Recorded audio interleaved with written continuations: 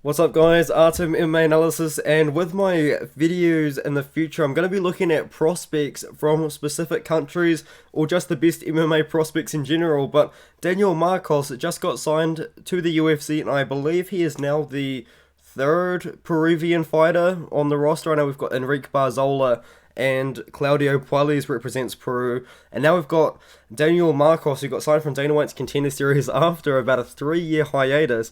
And it kind of got me thinking, there's not many fighters on the UFC roster from Peru. Are there any other great prospects that potentially could be signed to the UFC? And the answer is yes, there's actually quite a few. And I do have quite a few prospects on my little video here. I'm not gonna go in depth about what they bring to the table, but a lot of these guys have great records and a lot of these guys have a good skill set they can bring to the UFC. And in my opinion, the most UFC ready prospect from Peru right now is this guy called Rudy Governier. He's 18-3.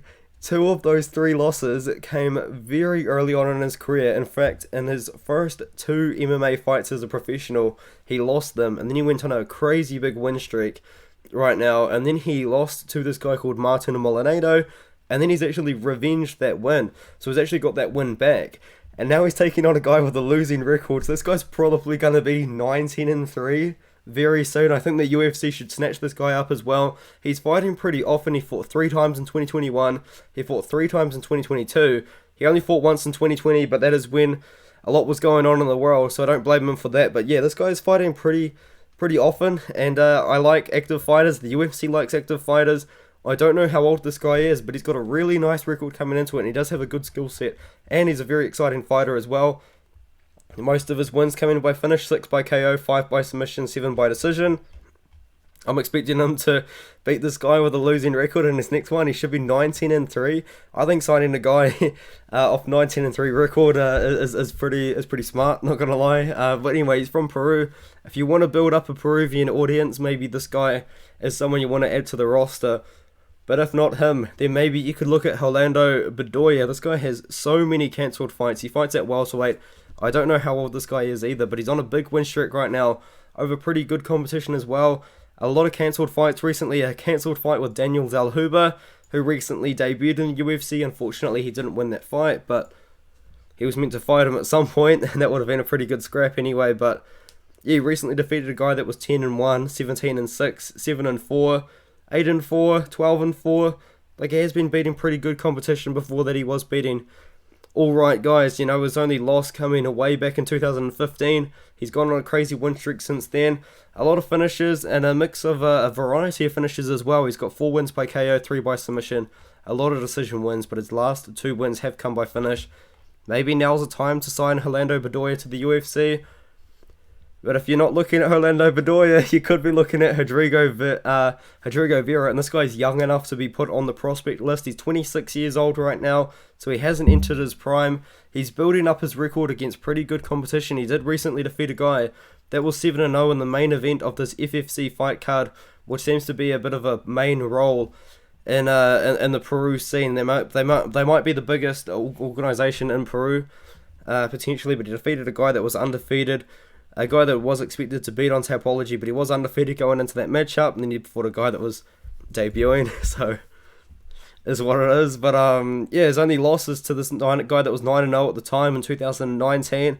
Since then, he's bounced back with 5 good wins, and he probably should be able to beat this guy, just judging by his record right now. So he could be 14-1.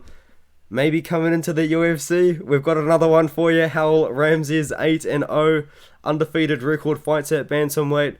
Obviously undefeated. He has been fighting some good competition and then some not so good competition as well, which is why he's a little bit further back in my list of prospects, because I don't really know where his skill set is right now, just based on who he's fighting. It looks great against who he's fighting. He's winning a lot of fights by finish, but he's not fighting too often. He's only fought 3 times in the last 3 years over a guy that was 3-2, 15-8, and 2-3. So I don't know. Maybe if he fights one more time and against a really good level of competition, then maybe the UFC could put him on his radar. But I don't know. I'm looking at Hal Ramsey's right now with a nice 8-0 record. Maybe if he fights a couple of guys that are pretty decent, he could probably put his name on that list. And a guy, this is my last prospect coming up. You got James Lontop. 10-2 record, 23 years old, so probably a guy that you don't want to sign to the UFC right now, but if you give him time to develop against decent levels of competition, which is what he's doing right now, he could be a problem in the future. He could be a UFC prospect. You know, his 2 losses come in 2018 and 2019 when this guy was like 19 years old, and he fought for the 300 Sparta card as well, which is who Daniel Marcos spent his whole career fighting for, was this 300 Sparta organization. So you've got that link there to an already signed to the UFC fighter. He's got a amateur record as well.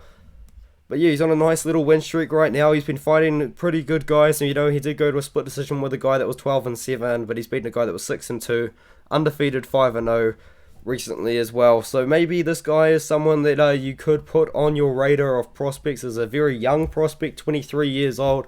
Maybe in a few years' time, he could develop into something special. But I thought that I'll do something about Peru, just because Daniel Marcos very recently got signed into the UFC from Peru, and I did a little bit of research, and it doesn't seem like there's many fighters from Peru at the moment on the roster. So maybe if they want to try and get into that lane, maybe if Daniel Marcos racks up a couple of wins, the UFC might think to themselves, man, something's going on in the regional scene in Peru, we've got to sign a couple more guys.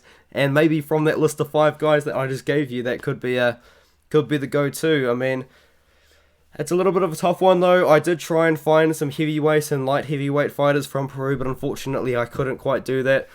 But yeah, I'm looking forward to seeing what happens in the future for this area of the world. Is there an area of the world you want me to cover about what area do you want me to cover? I don't know, I can cover anywhere. I can cover China. China is something I'm really looking forward to because I know the UFC really wants to get into that market. Japan could be a really exciting one as well. Maybe somewhere in Europe, maybe even USA. There's a lot of fighters out of USA obviously coming up right now. Maybe even Australia. The UFC is trying to build into the Australian market. Let me know who you think or what area of the world you want me to put a prospect in. And even if there's a prospect from Peru that I've missed, let me know in the comments below. But that's just a quick video. I thought I should get that out there. Let's talk about some prospects from a certain area of the world.